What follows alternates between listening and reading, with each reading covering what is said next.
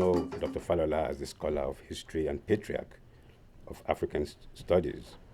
He brings people together. He makes things happen. He does not sleep, sometimes working 20 hours a day. He does not have a penny he cannot give away. His family is large, consisting of thousands of people. And as a Yoruba proverb says, if your family is huge, you will always be hungry because there are too many mouths to feed. Yet Falola is never hungry. He has mastered the art of feeding a multitude with a fish and a loaf of bread, and everybody is satisfied, and the leftover fills 30 baskets. It is true that Falola feeds a multitude of people, yet he remains constantly famished. In literal terms, he feeds people food for the stomach so that they may live, but more importantly, in metaphoric terms, he feeds hundreds of thousands of people in many languages ranging from Yoruba to Chinese Mandarin, with food for the mind, with ideas, questions, and stimulating thoughts.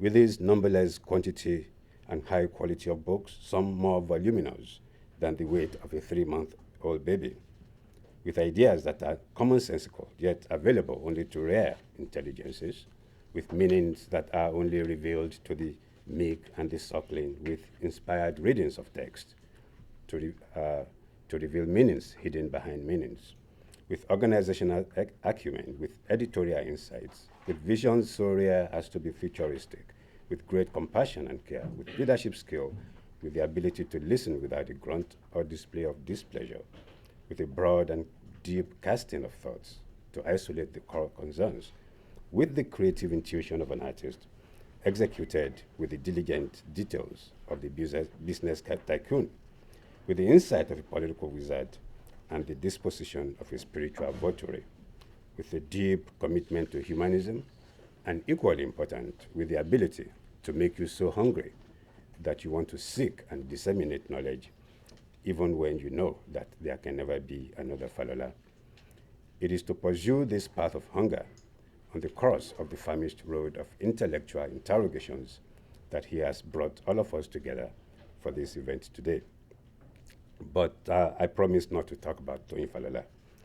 If you want to know more about him than I have already said, use the Google search on your laptop. You will spend the entire weekend looking at entries on him. And I don't want to talk about Dele Jegede either. I apologize for calling you Dele Jegede. Mo bá wa lábàá mo pe ọ lóko Jegede nítorí ó kọlà pọba, ó kọlà péjoyè, ó kọlà pẹni tó ní, ó kọlà pẹ̀lú tí ò ní tú. Jegede ojú ò ní tí ọ ò ní lójú ti Jegede mo rí bá lọ́dọ̀ rẹ, ìbàṣẹ Olódùmarè ọba rere kárí ayé, ìbàṣẹ àtijọ́ òjò, ìbàṣẹ àtijọ́ òrùn, ìbàṣẹ ilẹ̀ ọ̀gẹ́rẹ́ àfọkọ́yẹrí, ìbàṣẹ Ọ̀rúnmìlà ẹlẹ́rìí ìpín, ìbàṣẹ igba irúnmọlẹ̀ ojúkọ̀tún, ìbàṣẹ irúnmọlẹ̀ ojúkòsì, ìbàṣẹ ọ̀kànlérìnrínwó irúnmọlẹ̀, ìbàṣẹ akọ́dá, ìbàṣẹ àṣẹ̀dá, mojúbà egungun lé, mojúbà bàbá, mojúbà yèyé, mojúbà bàbá tó bí mi lọ́mọ àkàndá Ògún, ìbà pẹlẹbẹ ọwọ́, ìbà pẹlẹbẹ ẹsẹ̀, ìbà okó tó doríkodò tí ò ró, ìbà ẹ̀lẹ̀ tó doríkodò tí ò sàn, ìbà tẹ́lẹsẹ̀ tó hunrun tí ò fi dé pópó tán, ìbà lèmi ó fòníjú àárẹ̀ mi dọ̀la, ìbà tó mojúbà ìbàṣẹ Jegede. Dele ọmọ Jegede Oṣoolé. They say that I cannot mention your name. Jono, they say I must not hail your name. I did not listen and I hailed your name. I cleared my throat and I answered them. How else do you address a monarch but by the name? Oṣoolé tó pèrè ẹ níbi àjẹ́ ọ̀nà tó pèrè ẹ níbi ọmọ mẹ́fà ni wọ́n yàn fún. Wọ́n á kọ́lé méjì sínú igbó, wọ́n ó kọ́lé méjì sọ́nà oko, èkó lómi gbàgọ̀ ni ó fi méjì yòókù ṣẹbọjẹ́. Why waste your time to discuss the obvious? Who does not remember Dele the Menace? On a regular basis, and certainly every Sunday, in the late 70s and early 80s, Nigerians were treated to his Dele the Menace cartoons, and almost daily, he published a cartoon in the newspaper with the largest circulation in the most populous country in the Black universe. Those were the good old days when the Daily Times was the newspaper that you held in your hands with reverence. It was with the Daily Times that I learned to read English as a child. Baba Jebu, a neighboring landlord who could neither read nor write, would buy a copy of the Daily Times and bribe me, a mere child, with a penny to read and translate to him. That was when I was young, between 6 to 10 years old. By the time Dr. Jegede's Dele Jegede became a regular feature of the Daily Times, I was a grown-up and no longer taking pennies from Baba Jebu. I would translate the newspaper, then took the copy home as royalty for translation services. My kid sisters peddled the newspaper to the Akara seller for 3 pence. But not before I cut out the Daily Jimenez cartoon and added it to my album of cartoons. I compiled a large body of cartoons by many cartoonists in my special cartoon album. I daily updated the albums. It grew fat, and in 1992, when I left Nigeria for the US, it was a veritable treasure of archives. But I lost it all. A friend borrowed the album of cartoons before I traveled to the US. This was good for me because he is such a careful person in whose hands I could leave my treasure. Alas, his father's house, built in the border between Ile-Ife and Akarabata, where he resided, was burned to the ground. He recounted the story of the invaders from Madakeke when they came to burn the house. It was in the middle of the night, he said. Everybody had abandoned the house out of fear because the riot started a couple of days earlier. But he said, Ile Baba Monkey Bomaleru, I'm not going to abandon my father's house. On the fateful night, he was unable to sleep. Everything was still and quiet. He sat up and dozed off, still sitting on his bed. Suddenly, he woke up.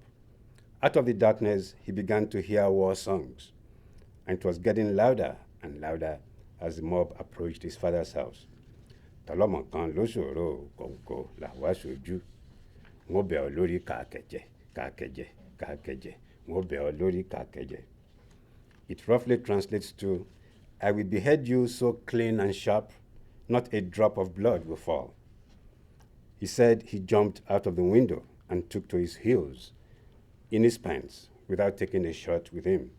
Several weeks later, when the fighting subsided, he visited the site.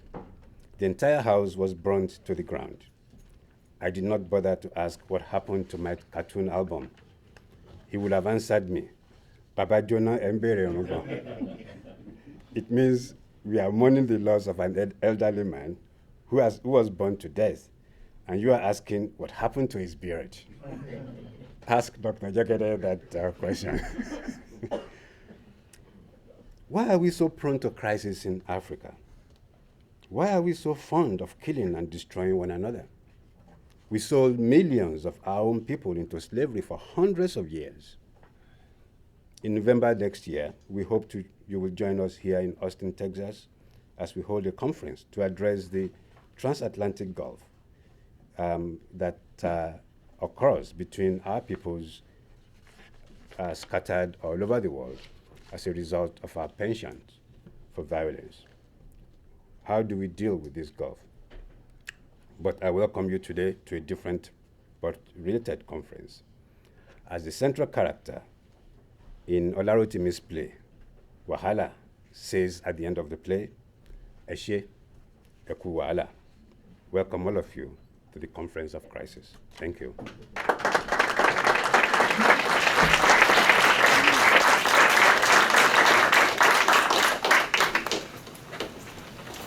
The next event is the keynote in the conference program so that we can save time. We've introduced everyone, so you have to forgive me if this introduction is very brief. Our keynote speaker is a very famous name. Of course, we have so many famous names in the room already. And just walking in is my colleague from art history who worked together with Professor Okediji. Just gave a very brilliant welcome speech. Salah Hassan is from Cornell. And it was a pleasure. I was here 2 years ago, I think, to give a very well-received workshop. And is known for the journal that he edits, published by Duke. And they have started a series, monograph series, right?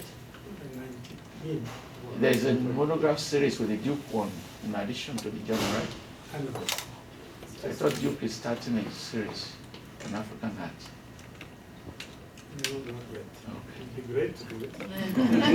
The monograph series is mine, actually. Okay. It's a critical intervention. That's good. And for many years, he was the director of the African Centers at Cornell. And subsequently, he established his own institute, an Institute of Modernities. He's done so many exhibitions, most recently in Britain, of the work of that great Sudanese, right? Yeah, Ibrahim Salah. And he's also done a biography on him. His wife is a good friend of mine who is releasing a book with Ohio Press. I'm expecting a major essay in African American history. Welcome, Salah. We're glad you were able to accept the invitation and follow up on Moyo, your good friend as well. I'll try here.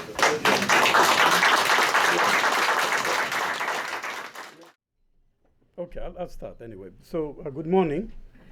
I would like to start by thanking my dear friend Toyin Falola and all the organizers of this conference for inviting me and for all the arrangement they made to make the event, of course, possible in honor of our colleague, Professor Dele Jegede, and I'm sure a pleasant experience as well, knowing Toyin and knowing his style of generosity.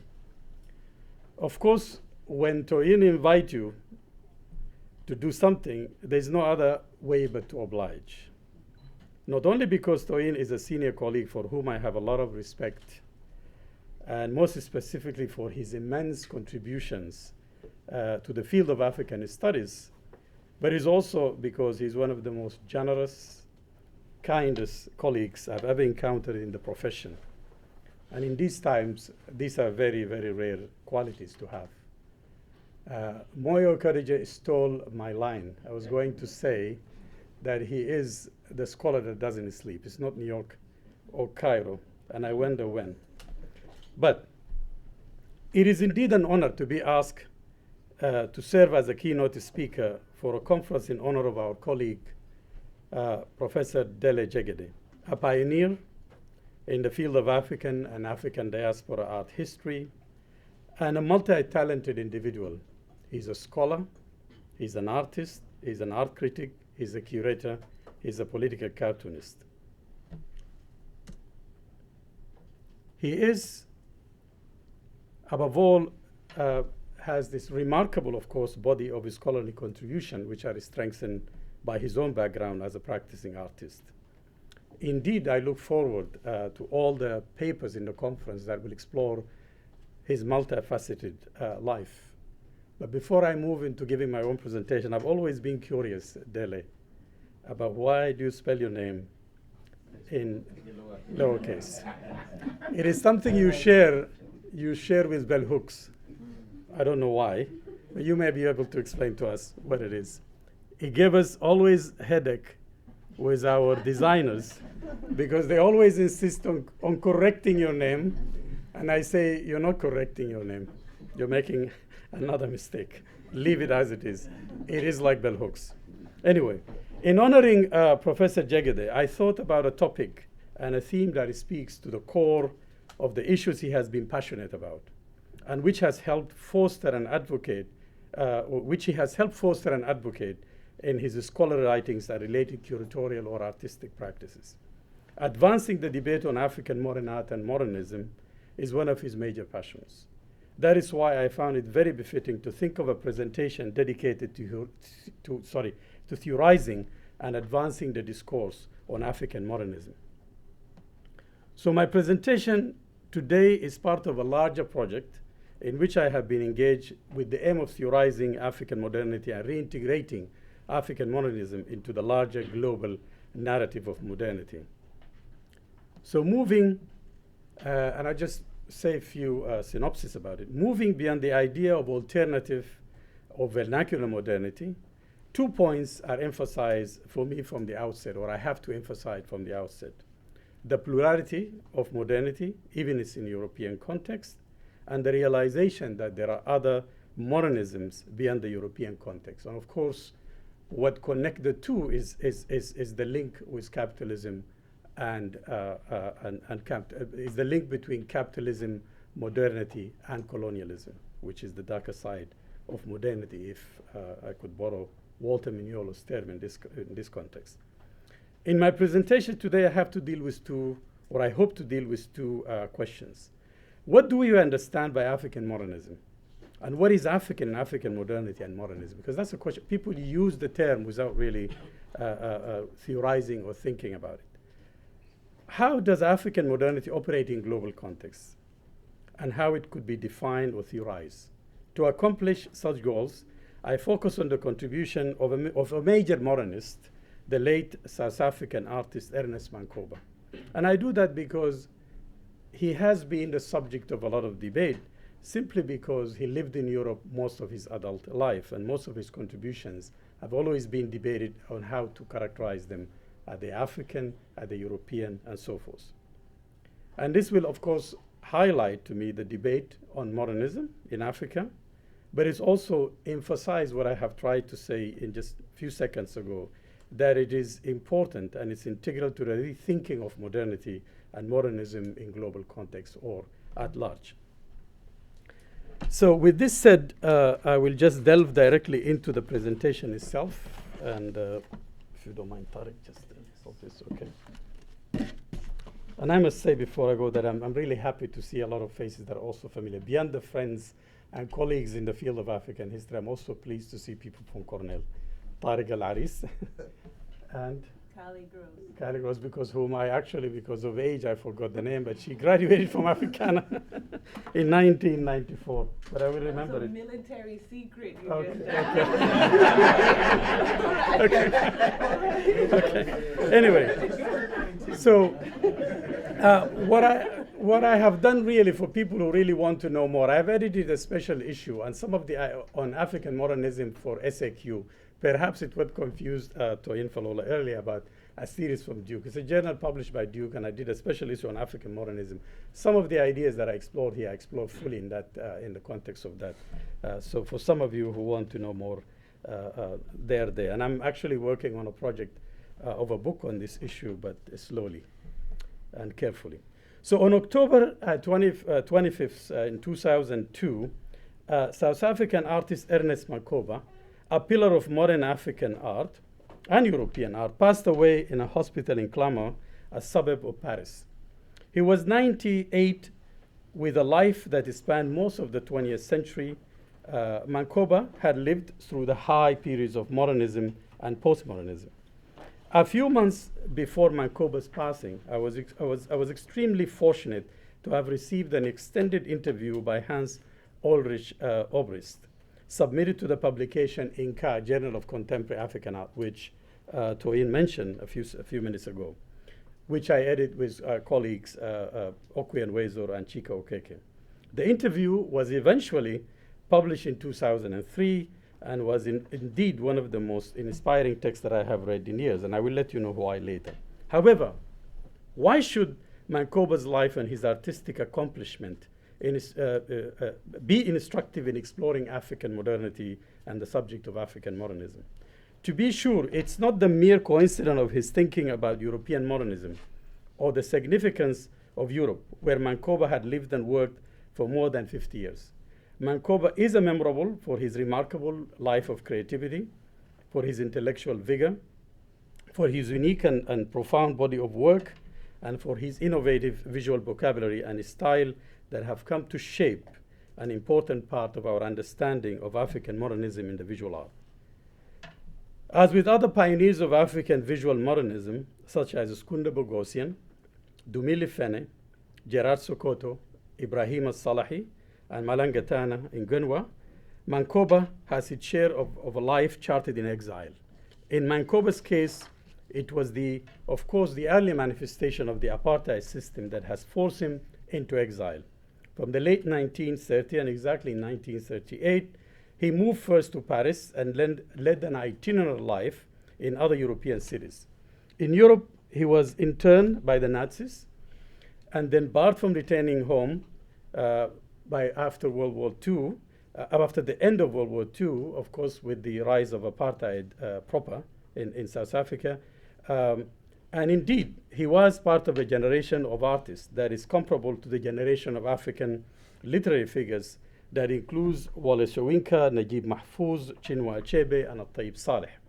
More significant and more relevant here is the fact that Mankoba was a founding member of a major modernist collective known as the Cobra Group, and was married, of course, to, for those who know his life, to the Danish artist Sonia Ferlof Mankoba, who was also a founding member and an important figure in the Cobra movement. A committed intellectual, he was indeed among those revolutionary figures. And the situation with the podium is just creating a problem for me for reading. I'm not dyslexic. So for his time, figures for his time, and remain an inspiration, of course, for those artists who are looking for new tropes of self-presentation, and most importantly, for freedom to do so. Can you just, I don't know how to control this. No, it's okay. I think it's just disruption. I just wanted to know how we can, click. Okay, so I will say next. Go ahead.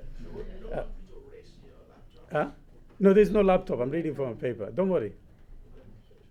Okay. However, as is the case generally with non-Western artists based in the West, Mankoba's achievements have not received the critical recognition they deserve, and they have remained sidelined in art historical texts on the 20th century art. And of course, I will refer to this statement earlier. I've just mentioned it as an earlier manifestation of his determination for self-expression and freedom to do so. As he said, an artist could not be expected to produce a tourist marketplace folklorist pieces in which the so-called spirit of Africa resided. This will become a very important quotation in the debate later on, as we learn about his rejection of a major commission in 1936 to do a sculpture for the Native Affair annual exhibition there. As we so well know, the dominant history of Western modernism leaves out the massive infusions of non-Western artists and cultures into the metropolitan heartlands throughout the 20th century. Such an omission renders invisible the important influences these artists have exerted on Western modernist art practice and on the very fabric of the societies they have adopted at their new home. In Culture and Imperialism, Edward Said notes that an exploration of the 20th century history and the sociology of the Western metropolis relieves the strong presence of his student writers and artists from previously colonized territories, including Africa, in Paris, London, Rome, and other European capitals.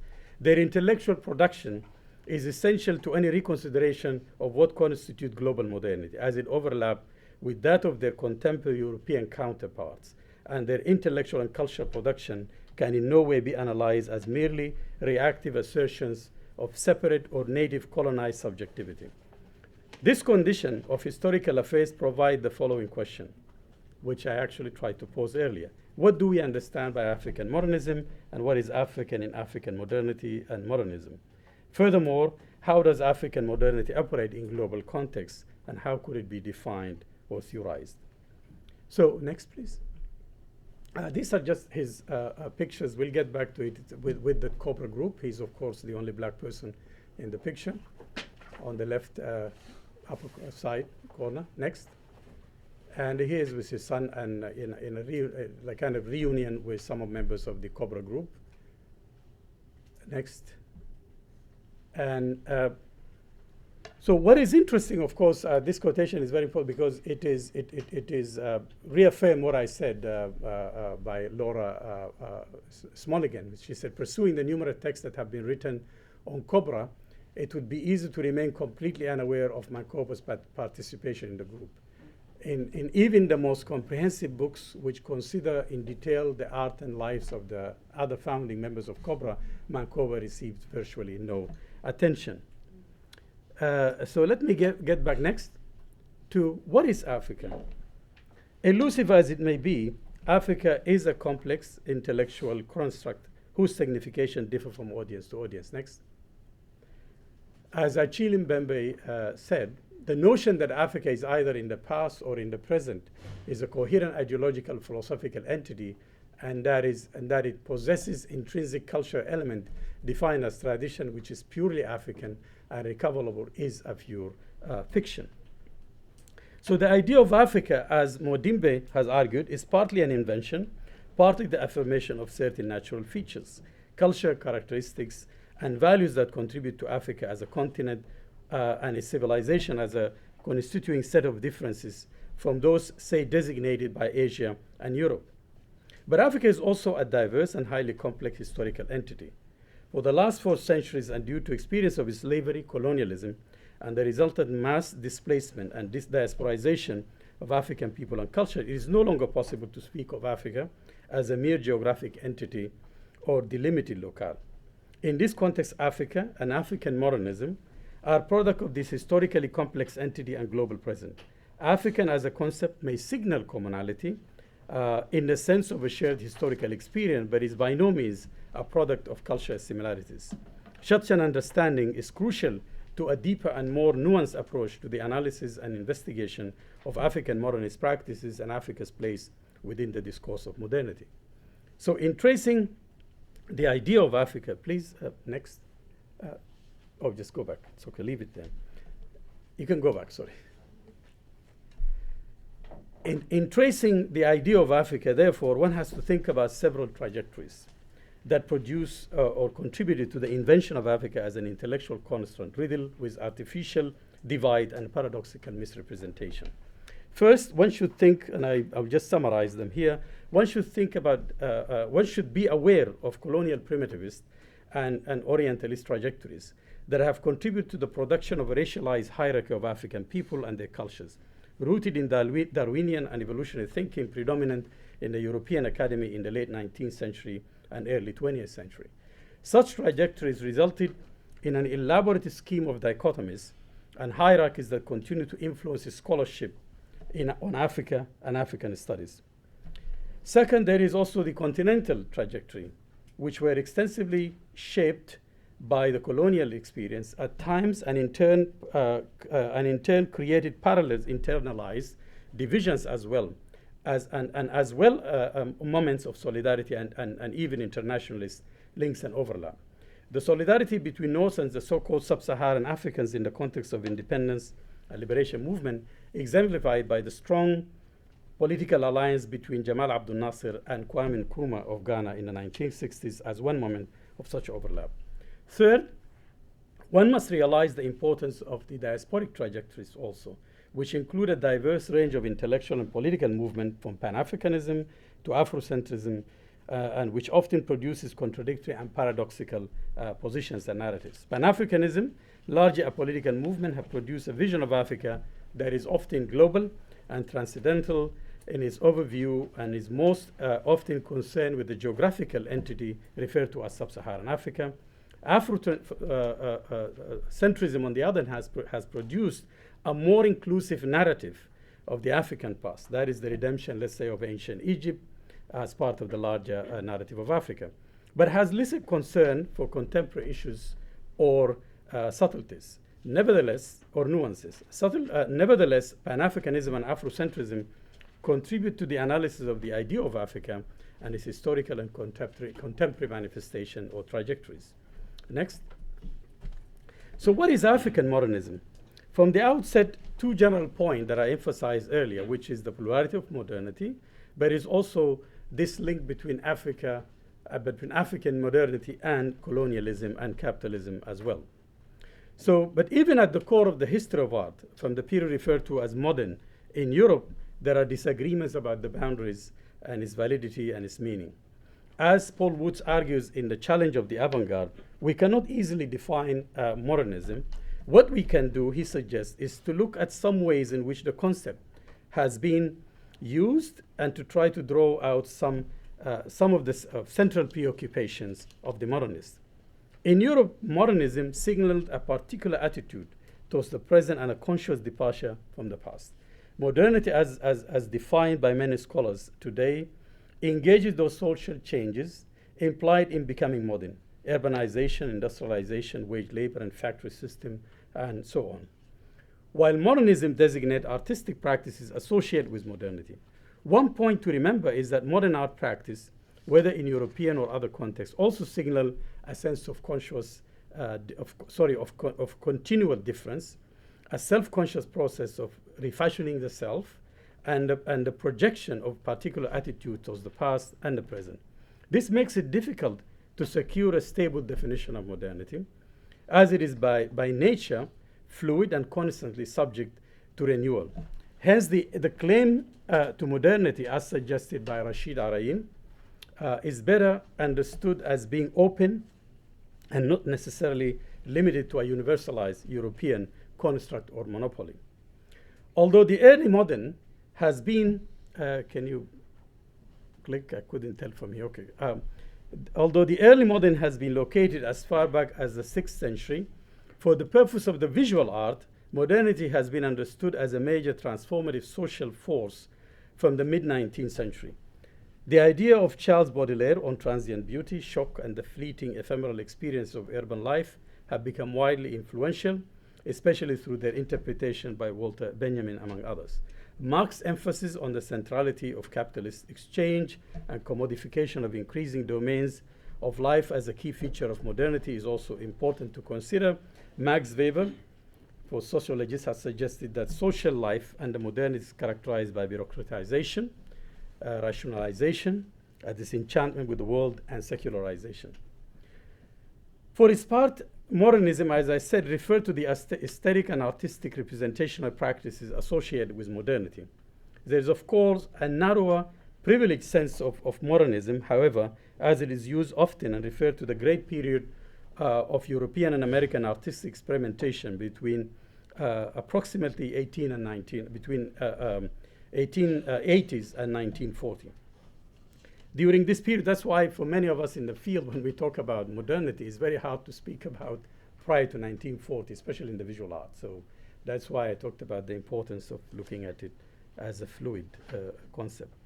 So during this period, specific artistic movements in Europe followed in quick succession, were characterized by the ever greater self-reflexivity with regard to the medium, that is painting as a flat surface rather than a representation of window to the outside world, and increasing autonomy from other medium like photography, which considered should not emulate painting but needs to find its own aesthetic possibilities.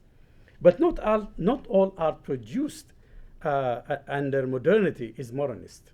So modernist is something that is should be reserved for the most advanced, or as some European art historian associated, which is problematic, with the avant-garde at its time. So the exclusionary mechanism built into the definition of these terms have attracted a number of important critiques, both from within Europe itself and from non-Western perspective. And specifically in Europe is the lack of a strict correspondence between social modernity and artistic modernism. And the alienated quality of the latter provide this space of critique. For example, in Britain, for a long time, you can talk about a modern society, but the art movement itself does not reflect that in the same way that France has been already shaping the idea of modernism. Postcolonial theory offer a critique of these terms as well, especially modernity, by showing how the very terms of the debate are necessarily Eurocentric. While modernities are better seen as irreducibly plural and fully global, standard theorization of modernity and modernism emphasized Western social transformation and artistic experiment designated social development designate social development and artistic expression of other regions as necessarily belated or secondary to the Western modern. That's why the reference to or the struggle with terms like belated modernity, alternative modernity, vernacular came into the scene. So Gwendolyn Wright has argued that the Western hegemony and the ideological force of imperialism have obscured the fact that Western modernism came into being in a world framed by colonialism, as I emphasized earlier, where visions for improvement and innovation overlapped with and often caused brutal destruction. In the colonial world, as elsewhere, modernism was and remained at once a universal ambition, a transnational operation, and myriad local variations. Likewise, resistance to these forces has long been an integral part of modern life, whether in the form of nostalgia for the past or, as we realized so brutally on September 11, 2001, that of violent opposition. Not that I condone that kind of violence, but we have to rethink the terms in terms of who is modern or not if we are thinking about the so-called Muslim terrorists.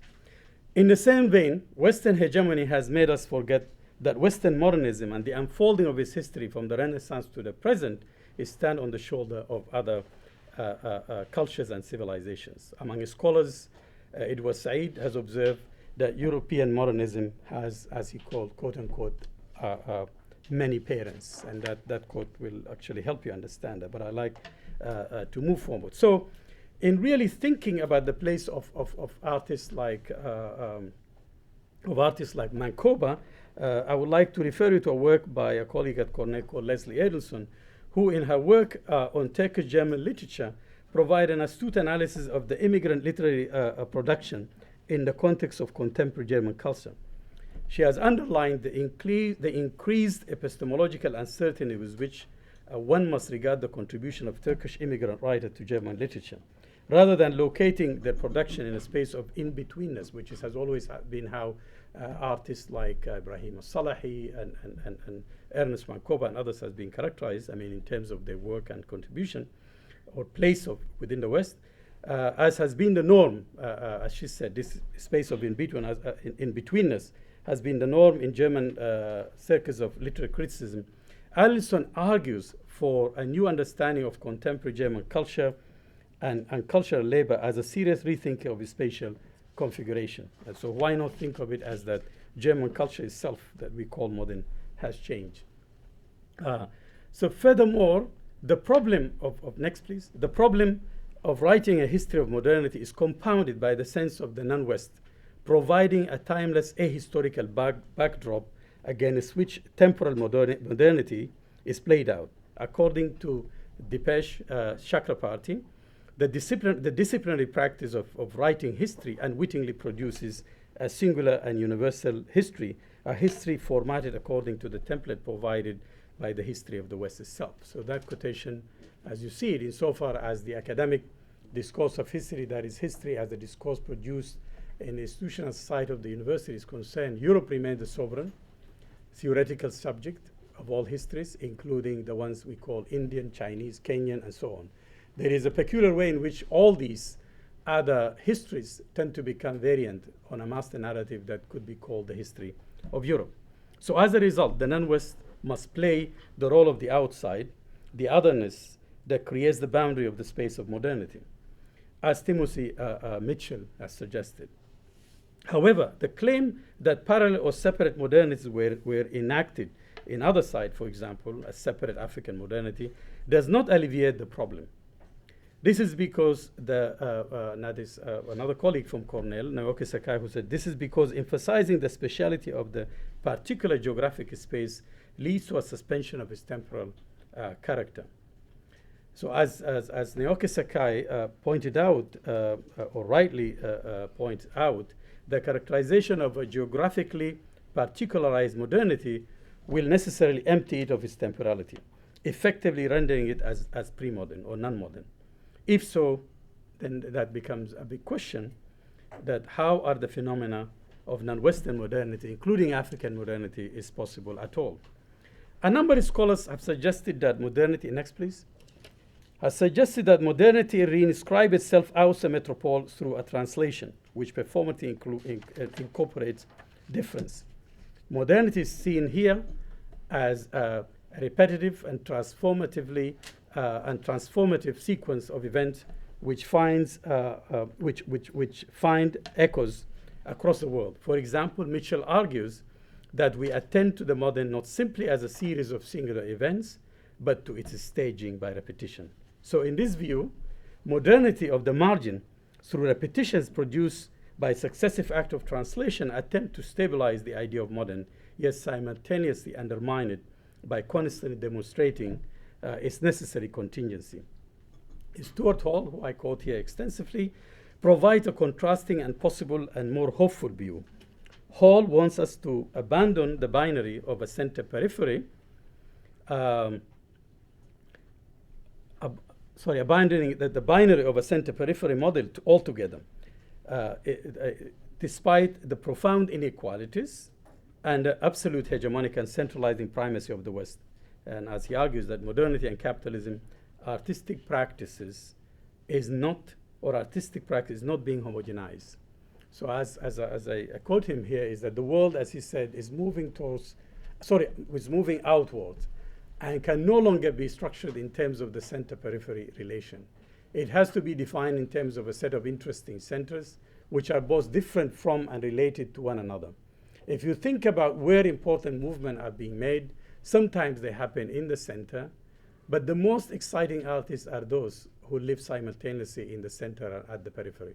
We're embarking on 100 different ideas of the modern, not one, and therefore of 1,000 practicing, as you call it, modern artists.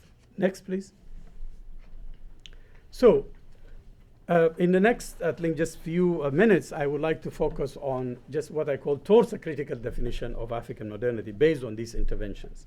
So these are interventions, those of Said, Chakrabarty, Mitchell, Sakai, and Hall, among others, are helpful in their effort to define and theorize African modernity and to reposition African modernism vis-a-vis the discourse of global modernism. Yet such intervention also provide a glimpse of the difficulties of theorizing modernity and modernism outside the West, considering the long history of exclusion and the entrenched stronghold of Eurocentrism on the discourse. At this juncture, it would be useful to articulate a set of characteristics associated with the origin and development of African modernism, which could help us in the effort to define as a movement and as an intellectual contract. And here I must credit a lot of colleagues, among them Dele Jegede as a pioneer also in this field, by coming up with a list of what I consider a characteristic of African modernity, including Sylvester, including Okwe and Wezo, including Oli Ogwebe, and many others, who really being the people who really initiated this field. So by European standard, the period we designate as modern Africa is certainly short. And modernism in African terms is certainly much more recent, as amplified by the title of Okwe and Wezo, groundbreaking exhibition and book, The Short Century.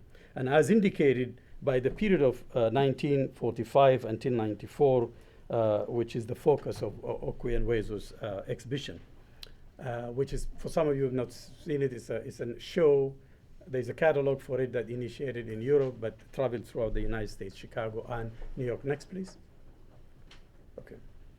However, modernism is also inconsistent as a phenomenon within the African continent. In places such as Egypt, that I refer here to this work as an example, driven by the fervor of the nationalist and anti-colonial movement led by nationalist leaders such as Saad Zaghloul, turned to ancient Egyptian art and architecture in their search for a new visual vocabulary to express their urge for a modernist and secular vision and to foreground the nation as a modern project. This is a very famous exhibit in front of the Cairo University in Cairo, of course. It's called the Renaissance of Egypt, or Nahdat Masr, and in which you can see that the effort to reclaim the pharaonic culture within a context of a modernist representation. This was coupled with the rise, of course, this kind of movement, with the rise of a strong tradition of art education, which started in the late 19th century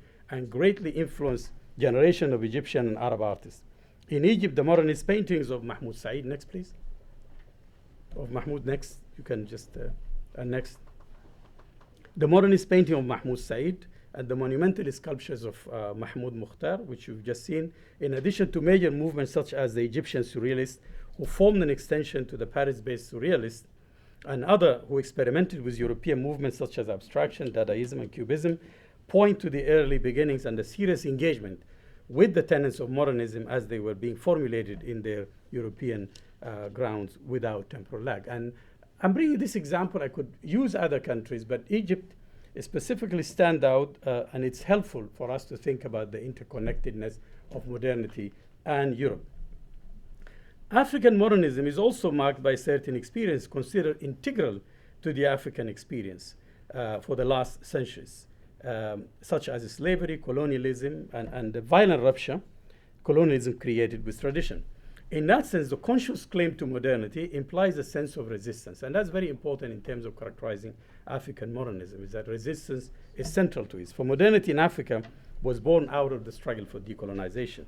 So the link with decolonization, modernity, and resistance is very important. Again, as a short century of Okwi's seeks to recapture the visual art and decolonization in general constitute an intelligent juxtaposition and defining phase of modernism in Africa. Integral to this moment is, of course, is the rise of a national consciousness and the project of nation building.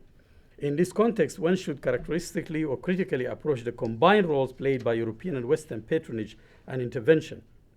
European expatriates, colonial administrators, liberal colonial educators, and missionaries, whose various reasons and motivations have contributed to the rise of modern art in Africa. In other ways, is that the rise of modern education or colonial education system is very crucial to the rise of modern and Western art also.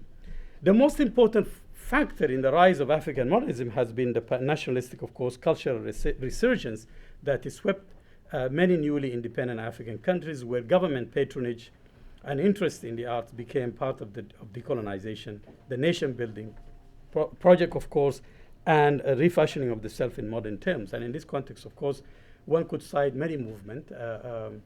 And I'm glad that there's a lot of work now has been done on the Pan-African movement of, like, for example, the especially intellectual meetings and artist festivals, such as the 1956 Congress of Black Intellectuals in Paris. There are people working on the 1966 in Dakar, and I'm happy to see Smooth sitting somewhere here. I can see you maybe behind me. Work on Dakar and how he relates. I look forward to reading it. How it relates to the 1966 Festival of World Negro Art in so these are all manifestations of what I would like to draw attention to. So furthermore, one must emphasize the African modernist experience by definition, that by definition that is transnational and a product of a global experience. And this is very important as I cite Paul Gilroy's conception of the Black Atlantic as transnational and as a countercurrent to Western modernity is perhaps very helpful in understanding the global nature of the African intellectual production and its centrality in rethinking not only the idea of Africa, but the idea of modernity as well. And this is very important as we think, I mean, who are the major influential thinkers in Africa today? They were mostly diasporic. Fanon, Padmore, among many that one, C.L.R. James, among many that one could invoke when you talk about Pan-Africanism. Negritude, you can think about, of course, Senghor, but you also always think about Césaire and others. So what I appreciate, of course, despite its problematic, the work of Paul Gilroy is his evocation of the sailing ship motif and the triangular nature of the Black Atlantic, which allow for a more nuanced approach to the idea of Africa. Negritude and Pan-Africanism, as I cited, has been, I mean, all just a representation, manifestation to what we call the ideology of return. And of course, they have a great role in shaping a cultural production in Africa. So the entanglement of the African experience with the West and the Arab world and with the international and Black public sphere and the Black existential experience of modernity is also crucial to our understanding of modernism and its manifestation in Africa. As Robin Kelly argued succinctly, that the making, and I quote here, the making of the African diaspora was as much the product of the West as it was of integral development in Africa and the Americas. At the same time, as he argues that racial capitalism and imperialism and colonialism, the key forces responsible for creating the modern African diaspora, could not shape African cultures without altering the Western culture. Simultaneously, interesting explorations of new frontiers of the African diaspora have been undertaken by a new generation of scholars, resulting in much deeper conception of the African diaspora and its implication for world history and culture. These new frontiers, of course, include the Caribbean or the Indian Ocean diaspora too. So this bringing this important new exploration and perspective to bear on our analysis of new African migration is critical for examining the layers of significance and of the social, cultural, and political processes through which these new African communities heretofore ignored have been formed.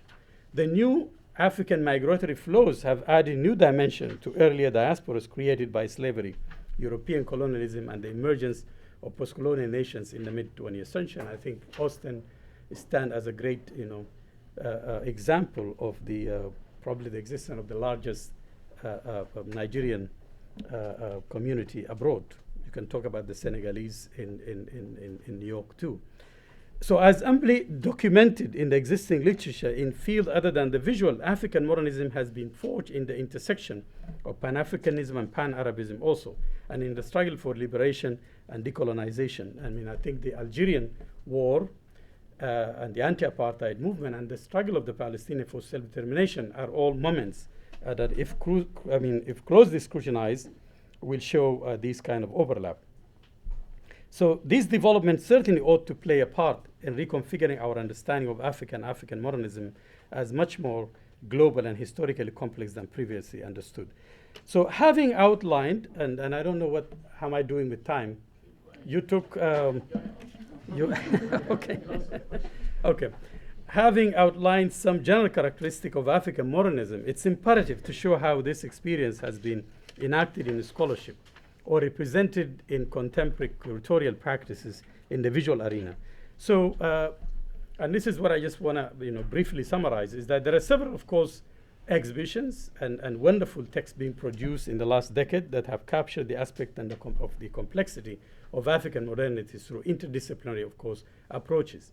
These include, among many others, exhibitions, and I will just mention these, not at the expense of being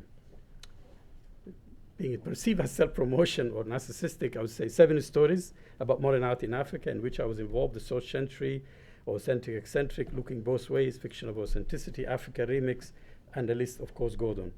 These exhibitions provided critical framework for interrogating aspects of African modernism and contemporaneity by engaging diverse media, including art, fabrics, posters, photography, architecture, music, theater, fashion, film, and literature.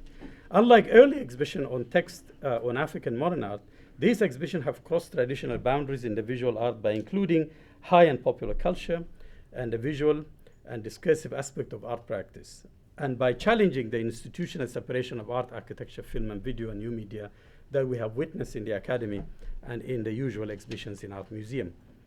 Above all, it is important to mention that these exhibitions have directly or indirectly transcended the stereotypical representation of Africa prevalent in the discipline of African and African diaspora art history and visual culture. They challenge artificial boundaries between North and Sub-Saharan Africa.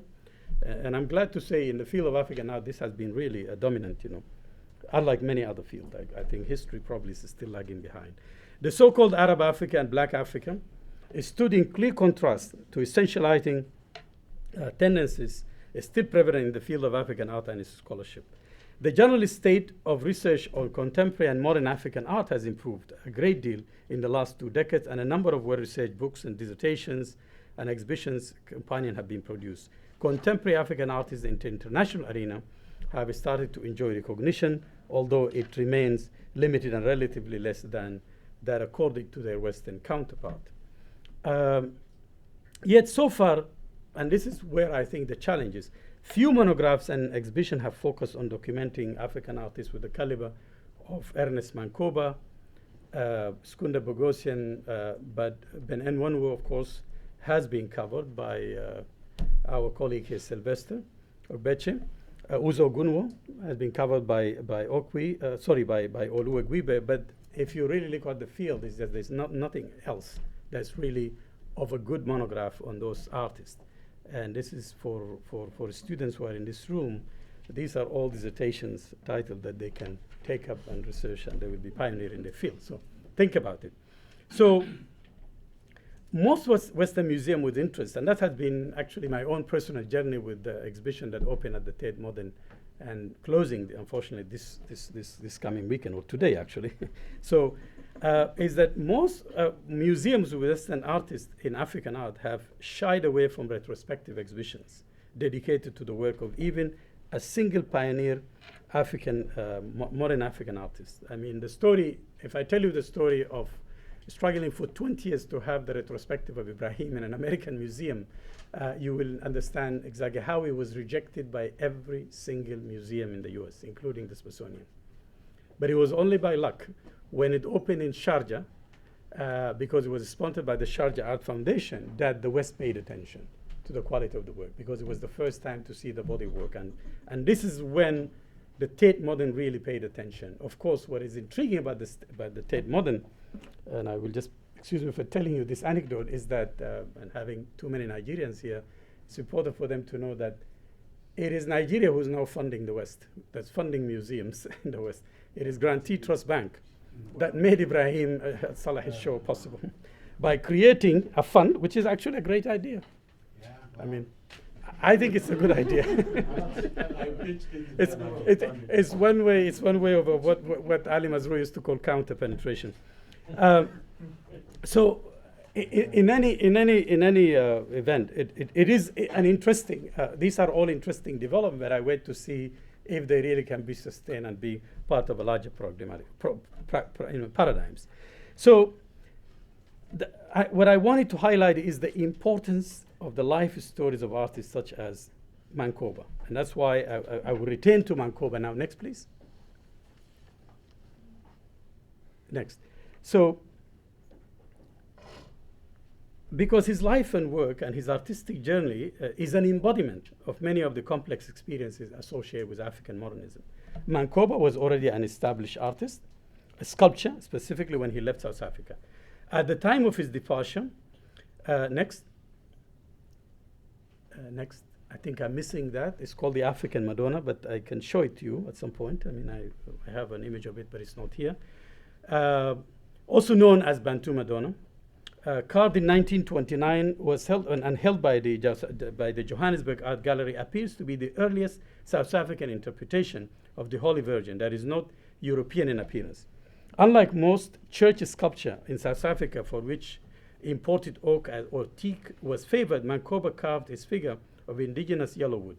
Elza Miles points out, who's the only person who wrote a biography of Mankoba, his sculpture consisted of ecclesiastical and secular pieces. In both these genres, he had Africanized the prevailing Western norm of iconography and aesthetics, especially stems of Christian themes or icons. She argued that Mankoba was undoubtedly, at least until further research shows otherwise, was the first urban-born South African artist to break the tyranny of representative imitations and the Western canons of proportion. His sculpture face, which is what you see here from 1936, is indeed singular in its interpretation of the mother and child, and differs a great deal in its rendering of form and proportion from other contemporary pieces on the theme. I mean, if you can think about the Kiss, for example, Brancusi's famous sculpture, the Kiss, this would be very interesting to think about. As Elza Miles, the author of the only serious text on Mankoba, notes, Mankoba's wood sculpture face, 1936, demonstrate his ability to merge classical African and modernist European norms, themes, and techniques in a style unprecedented in 1930s South Africa. Remember, at the time, white painters were just immersed in what is known as landscape paintings only. This is clearly demonstrated in the artworks, rough surfaces and chiseled carving that form the contours of the depicted figures' bodies. Face, the sculpture here that you see, also signals the departure from Mankoba's earlier representational ideas embedded in traditional classical continental African sculpture. Typical of his depiction of the entangled mother and child, Faith recalls the minimalism and simplification of forms observed in the work of early Cubists and other European avant-garde modernists by the early 20th century, such as Constantine Brancusi's case, as I mentioned earlier. As Miles notes, it was faith that Mancopus first reconciled to the art of Africa and freed himself from the Western Christian colonial style. In Europe, Mancopa gradually shifted from sculpture, next please, to other media, such as painting, drawing, and printmaking. In his first early oil paintings, such as composition, that you see here, included most recently, after a long period of being hidden from public, in Enwezo's short century, clearly illustrated his adventurous spirit and ability to transcend the prevalent South African aesthetics, South African avant-garde of the time, which was at the time manifested itself in the work of the white South African artists and groups, such as the New Group, who dominated the artistic scene in the 1930s. Mancopa's composition, next please, because he has a series of those. Next. And next, I was looking for another one. Next. I guess it's not here, but if you can go back, maybe we can find it. So Mancopa's composition and other paintings he did in Paris demonstrate his familiarity and ease with contemporary European modernist style and aesthetics. Such ease is also demonstrated in his membership in Cobra, in which he was indeed an active member, and several of his pen and ink drawings, such as the one, if you can just flip a little bit, one. This one, ink and drawings, which is included in earlier Cobra retrospective, including one held in Paris in 1982 and 83. Ironically, such more recent traveling retrospective of Cobra Group, as I mentioned earlier, such as the one in the Stedelijk Museum in Holland and the Hayward Gallery for the Arts, have pointedly ignored Mancopa and omitted him despite his presence in earlier retrospective. This should not come as a surprise, as I mentioned earlier, and as Rashid Araim pointed out, what happened to Mancopa is not unusual or unique. Every African, Asian, Caribbean artist who defied the colonial predetermination of their subjectivities and what they were expected to produce as art had faced the same fate. Moreover, reading Mancopa's reflection on his relationship with the Cobra, and that's, I don't want to get into that, but it's because it's really very interesting, because he himself has his own resentment. And I want to point the article by Laura Smulligan, because she went into really good discussion about the different ways in which Mancopa has been perceived and how he perceived his relationship with the Cobra. And it is in itself, by the way, a subject that needs to be investigated in a dissertation. So let me just move on to say, how then do we assess Mancopa's contribution? Because it's crucial to defining what we call African modernism. Today, many in the field of modern art recognize Mancopa's importance as an accomplished early African modernist. Yet, as Rashid Arain argues, most of the writings of Mancopa so far have not gone beyond the recognition of historical importance and the unjust exclusion from historical narrative of his contribution to Cobra. In a famous letter addressed to African intellectuals, Arain calls for a serious critical study of Mancopa's formal innovation and accomplishment to African modernism as a movement and in the larger narrative of global modernism. In Arain term, modern history is constructed and legitimated on the basis of formal innovations, among others, although I don't really completely agree with him, but he said that produced successive movement from one period to another, giving rise to the constant production of new ideas that are fundamental to the dynamic of the system, end of quote. So using Mancopa's pivotal composition, Arain asks us to move beyond the simple reading of the work as indicative of mixing African iconographies with European technique, to a more critical study of the structure of the painting and the ways in which elements are arranged within the rectangular canvas, and whether they yield a new and radical innovation in painting as a modernist medium in the 1940s. Such a reading, in his view, situates composition that you've seen earlier as not only an encounter with modernism, but one that produces form whose significance lies beyond its Africanness, but more importantly in its temporality and historicity. The work can be situated only within Paris of the 1940s, which provided Mankoba with an experiential encounter with the kind of knowledge that triggered his imagination to produce such a work, thereby situating it historically in terms of significance and accomplishment. In that sense, Mankoba's work could be viewed in a way, as Olu suggested, as a precursor, Olu Ogwibe in an article on Mankoba, as a precursor to abstract expressionism, which emerged in the 1950s in the United States, making a true historical breakthrough within mainstream modernism. Olu Ogwibe has also argued that Mankoba's achievement was not that he was a part of modernist movement that erased him from history, as it was bound to be, but that helped define African modernity. This Ogwibe illustrates by showing the turning points in Mankoba's work by tracing what he understands to be the sensibilities underlying those terms.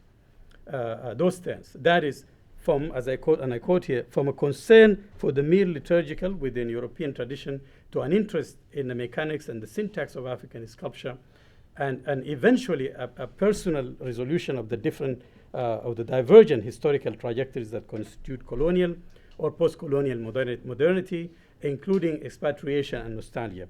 This, he argued, made Mankoba arrive at a stage of resolution analogous to the emergence of modern individualism in African consciousness. Mankoba's accomplishment, and this is by way of conclusion, lies in the daring break with the expected and his persistence in pursuing his path as a free artist, who, like his European counterparts, wished to explore the limits of artistic experimentation despite colonial constraint. Mankoba's story is only one facet of the complex narratives of African modernism, wish to explore the limits of artistic experimentation despite colonial constraints. Mankoba's story is only, I don't know why, this is where dyslexia comes in. Mankoba's story is only one facet of the complex narrative of African modernism, which we must not attempt to reconstruct, which we must now attempt to reconstruct, theorize, and document in art historical studies as integral to the canon of modern art.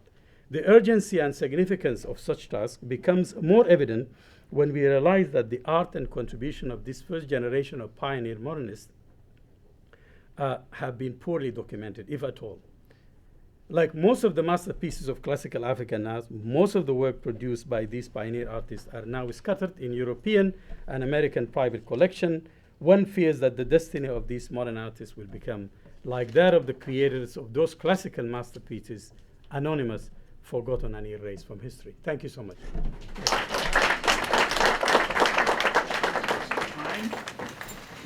But we would have moments to talk to him and raise more issues. I want to, we have the Associate Chair of the African American and African Studies Department. There's a new initiative on the African Certificate, if people want to talk about it. As it's an opportunity to popularize it, because we have a critical audience here. We can also give you like 3 minutes if you want to talk about it. So questions, please. Questions. Yes, please.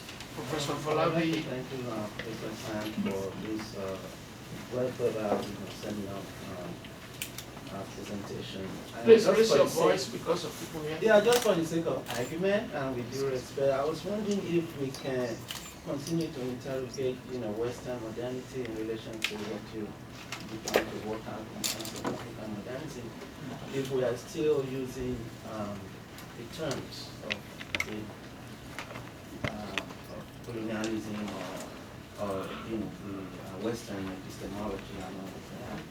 And I guess you ended with you raised something. You said canon of African art, and I love that when you were concluding. Just for the sake of argument, can we create something, and that too will be contradictory in terms of contradiction of terms? Could we say something like, or does it exist, modern ancestrality? Will it change it? Modern what, sorry? Ancestrality. Will it change anything? Does it even make sense? What are we, just an issue of if we are still conditioned by the language of discourse that we are. Hold on, Salah, hold on, please. I want you to avoid the temptation of one-on-one. We just take some questions so that you have only one moment. Professor Anene from Trinity University, San Antonio, yes? I have a question. I'm not at all familiar with Mancoba, so this is a wonderful introduction. I'm not an art historian, so I learned a lot, but I was interested because you mentioned that the 19th century, late 19th century, for example, in Egypt, the beginning of art education. And so I was kind of interested if you could maybe speak a little bit about education of Mancoba. I don't know what his own training was, and compare that with someone like Mahmoud Saeed.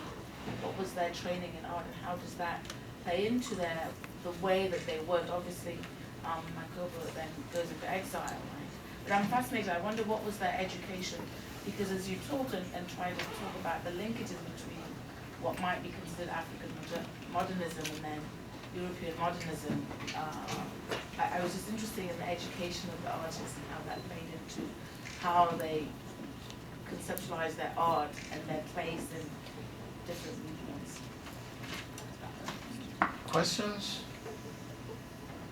Yes, please, Professor. Actually, this is more like thinking aloud and following up on Dr. Olabi's ideas. That it seems as if we are locked in a drive to locate ourselves globally, and it seems as if we must justify ourselves with some kind of Western language. Is that necessary? That is must be modernized. Okay, can we? Yes, please. You want to ask a question? I was thinking of a good question. Can we take one more, please? One more questions? I have one. Okay, please. Professor Sylvester Ubechi from University of California, Santa Barbara. My struggle always with this interpretation of contemporary Africa. Please raise your voice. My struggle always with this interpretation of contemporary Africa lies in the fact that Mancoba was an exile and lived out his life in France. My attitude is, why can't we read Mancoba into the history of French art? Since Picasso, was obviously ready to the history of French art, and he's a Spaniard who lived out his life in France. Why are we struggling to recover Mancoba? I mean, I understand the idea for globalizing contemporary African art, but why are we struggling to recover Mancoba for a context in which his work was not familiar to most of the people who were working in South Africa at the point in which we were trying to create a modernist Black South African practice within the context of the apartheid struggle, within the historical situation of the marginalization within the apartheid context. If we understand that in South Africa and in Nigeria and in all the other places we have blacks or other kinds of African artists dealing with Western imperialism, which was not foreign in the sense of being away, but localized right there. Western imperialism was in Lagos, was in South Africa. So these people were not sitting at any kind of margins. They were right there in the middle, following the idea that colonialism is the obverse of modernism. If they were right there in the middle, then modernism is one global movement already. It starts out being global. So why would we need to struggle constantly to recover Mancoba? I'm more interested in seeing Mancoba read into French art history. If we can, at this point, read white South Africans into South African art history. I'm interested in seeing Mancoba. How long does it take? If it takes a Dutchman, 200 or 400 years to become African, how long does it take a Zulu to become African? That's my question. Okay, please. Let me. Salah, please resist the temptation of spending much time. So is that a critique of my Well, I thought you were generous, and I tried to be generous and just pay back. So by giving you more than what you really asked for. Okay. Anyway, let me start actually with a question by Sylvester, because It is an important question, and it speaks directly to the issue of choice, of why did I select Ernest Mancoba. First of all, I agree totally with what you said, and it's what I actually try to call for, not directly, is that when we think about African modernism, we have to think of it as at the intersection with Western modernism.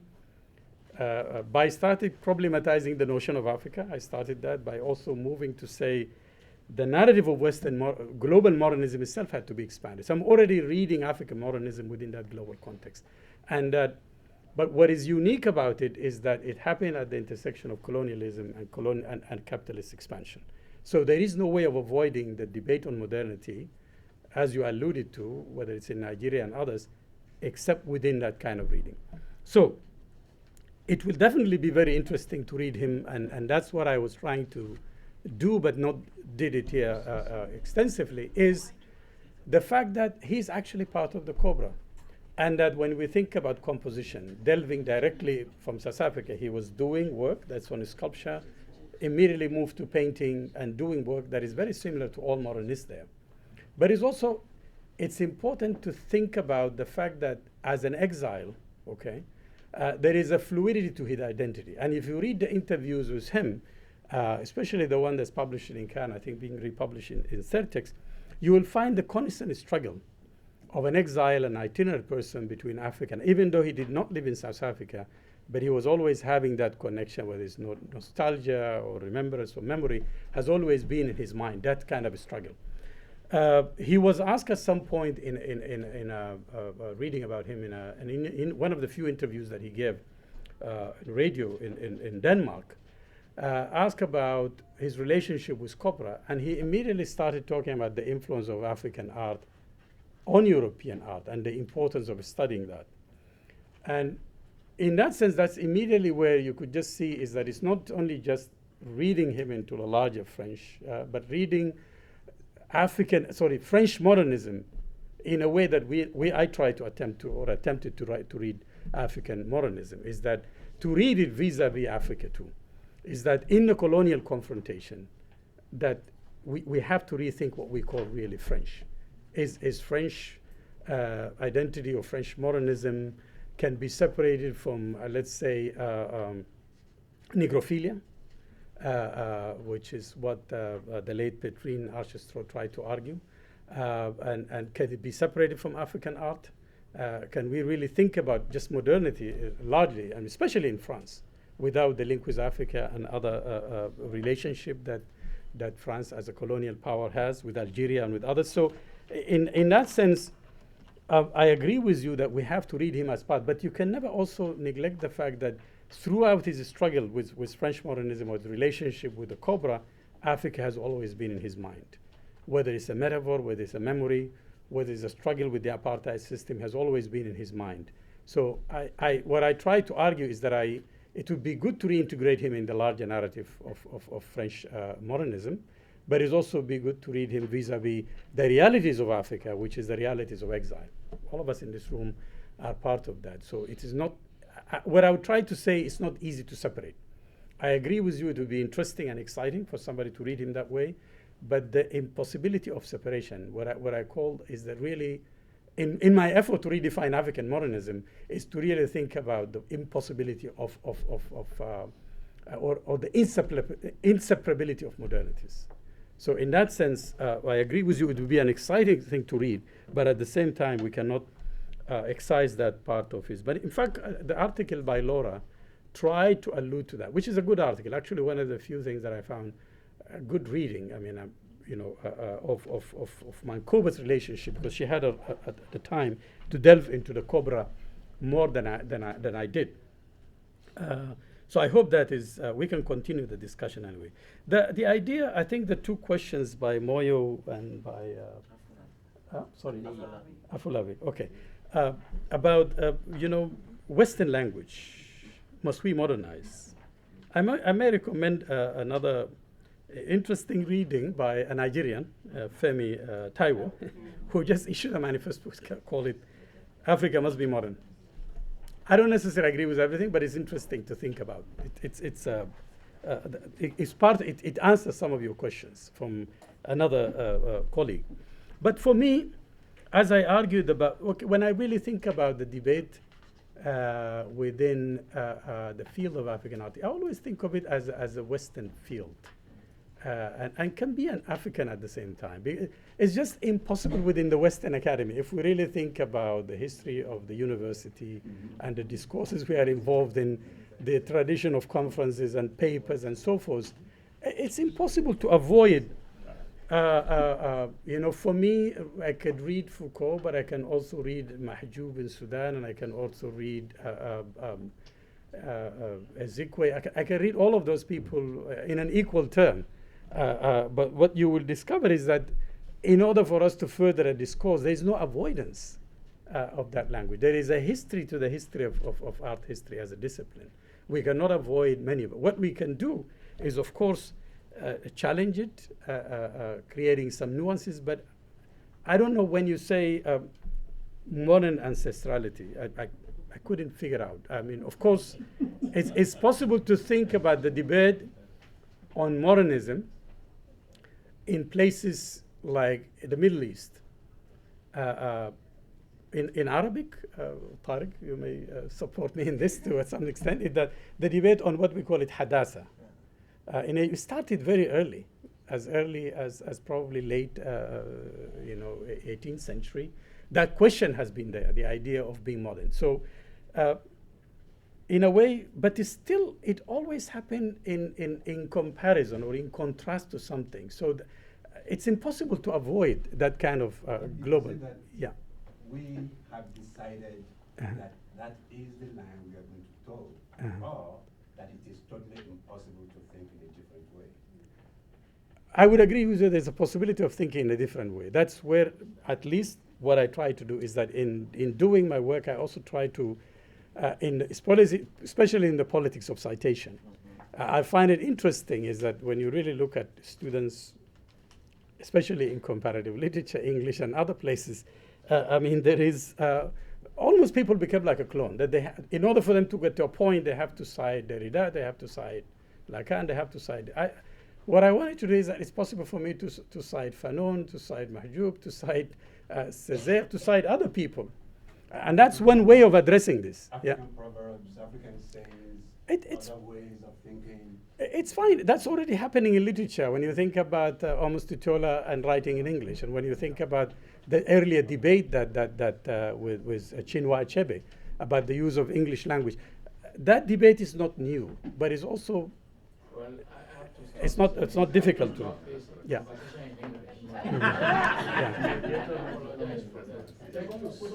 Okay.